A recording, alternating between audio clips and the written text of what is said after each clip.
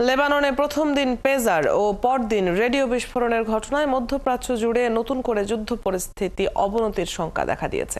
ধারণা করা হচ্ছে ইসরায়েল এই হামলা চালিয়েছে, ফলে লেবানন ভিত্তিক সশস্ত্র গোষ্ঠী হিজবুল্লাহর সঙ্গে তাদের চলমান সংঘাত আরও সহিংস রূপ ধারণ করতে পারে। যুদ্ধের আশঙ্কার কথা জানিয়েছে রাশিয়াও। তবে দুপক্ষকেই কূটনৈতিকভাবে সমস্যা সমাধানের আহ্বান জানিয়েছে যুক্তরাষ্ট্র। শারমিন শ্রাবণীর প্রতিবেদন।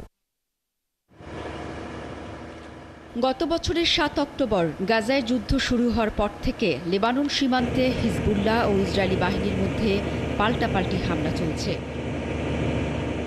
গত জুলাইয়ের শেষ দিকে হিজবুল্লাহর শীর্ষ কমান্ডার ফুয়াদ শকুরকে বৈরুতের উপকণ্ঠে হামলা চালিয়ে হত্যা করে ইসরায়েল।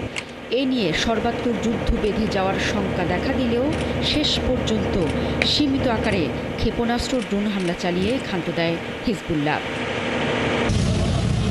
তবে মঙ্গলবার পেজার ও একদিন পর ওয়াকি-টকি বিস্ফোরণের ঘটনায় এ দফায় সর্বাত্মক যুদ্ধ ছড়িয়ে পড়ার আশঙ্কা করছেন বিশ্লেষকরা।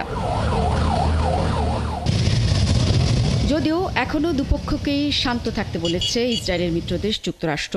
সংঘাত উস্কে দেয় এমন পদক্ষেপ নেওয়া থেকে সব পক্ষকে বিরত থাকার আহ্বান জানিয়েছেন মার্কিন পররাষ্ট্রমন্ত্রী অ্যান্টনি ব্লিংকেন। লেবাননের হিজবুল্লাহ ও ইসরায়েলের সংঘাত বড় আকারে আঞ্চলিক যুদ্ধ উস্কে দিতে পারে বলে সতর্ক করে দিয়েছে রাশিয়া। ক্রেমলিনের মুখপাত্র দিমিত্রি পেসকভ বলেছেন, লেবাননে যা ঘটেছে তা অবশ্যই উত্তেজনা বৃদ্ধির দিকে নিয়ে যাবে। অন্যদিকে ঘটনাকে ইসরায়েলের পক্ষ থেকে গণহত্যার প্রচেষ্টার উদাহরণ হিসেবে মন্তব্য করেছে ইরান। ইরানের পররাষ্ট্র মন্ত্রণালয়ের মুখপাত্র নাসের কানানি এক বিবৃতিতে বলেন, ইরান ইসরায়েলের সন্ত্রাসী কার্যক্রমের নিন্দা জানাচ্ছে।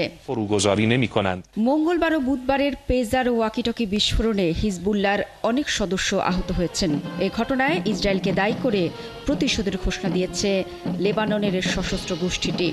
এমনকি ফিলিস্তিনে ইসরায়েলের বিরুদ্ধে প্রতিরোধ অব্যাহত রাখারও প্রতিশ্রুতি দিয়েছে তারা।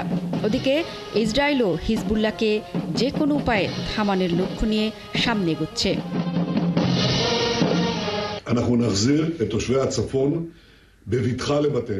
সব মিলিয়ে মধ্যপ্রাচ্যে আঞ্চলিক যুদ্ধ পরিস্থিতি বিরাজ করছে বলেই আশঙ্কা বিশ্লেষকদের।